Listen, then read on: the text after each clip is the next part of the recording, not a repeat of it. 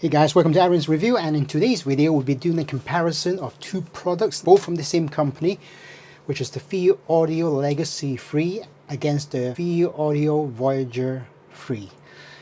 Both made by the same company.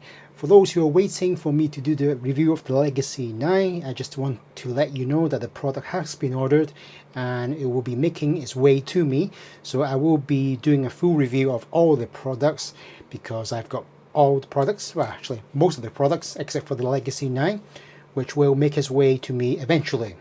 It will take a bit of time to make it because I've chosen the wood version.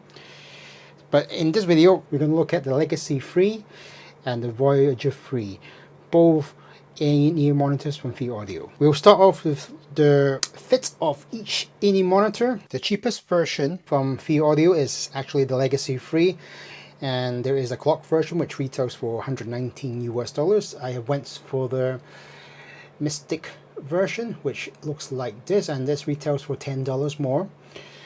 You can see from its in-ear monitor, this contains 2 BA drivers and 1 dynamic drivers. As many as you know, the dynamic driver will provide that better bass when it comes to the bass quality and quantity. In regards to the one on the right, we have the Voyager Free.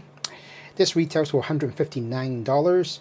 There is no other version. This is the only version that's available in selection wise. This is a 3 BA driver, and they've used the biggest Sonian driver available, and as you can see from here, both of these models come with dip switches so that you have 4 settings, which I've mentioned in my previous video, which I would not go to, but my preference for all my Thieaudios right now are 1 down and 2 on. Some of you who like a bit more bass will probably have both on. With both in-ear monitors, there is a price difference. So 119 and 159, so $40 difference. You can see also from the size, there is actually some size differences, which the Legacy Free being a bit more smaller and compact, you're able to put this into your ear without any well, there's no discomfort in both. It's just the fact that this one stays a bit smaller, so that means some might feel a bit more comfortable if your ears are a bit smaller. For me, generally I have a big ear, so I actually use both whenever I can. This one for me feels a bit more comfortable, namely well, the reason it's comfortable when I'm taking it out because I've got a better grip to hold on to, while this one is probably more ideal for sleeping because it doesn't stick out. This actually protrudes out a bit more. So you're probably watching this video and deciding which one should I get around the 120 or 50-ish marks. Which of these in-ear monitors should I actually dive into? Is there any difference with these two? Should I get both if you are able to get both? Or should I just get one? Well, for those people who are thinking of getting either one, I'm just going to say that you've not made a mistake. I think either one of these are recommended out of the in-ear monitors I've tried recently. I would say both of these are definitely recommended, so you'll be happy with either one. If you want to go with a bit more bigger soundstage, I feel anyway, better all-rounder, I would say that the Voyager Free does the job better. Whenever I put the Voyager Free into my ear and then listening to various songs, it does a good job in most of the songs that I listen to, giving me the vocals. The soundstage is quite big.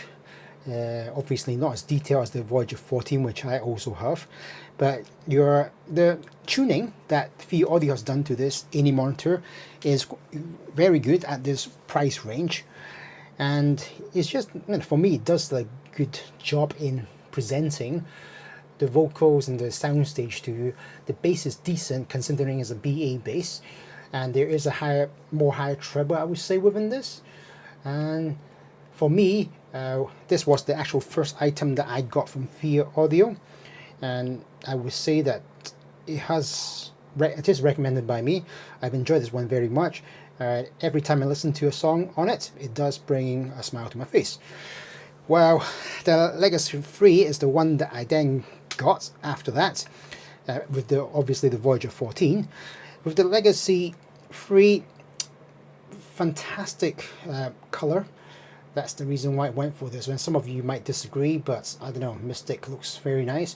Something different to my other IEM monitors that I have. As I said, it's compact, very easy to put into your ear, but I find it, due to the fact it's quite small, it's quite hard to take back out.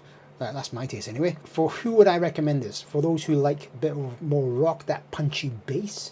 Soundstage is definitely a bit smaller than the Voyager 3, but I would say, I mean, a lot of people are happy with this one, mainly because they enjoy that pop. I mean, as I mentioned, soundstage is definitely not as wide and in depth as the Voyager 3.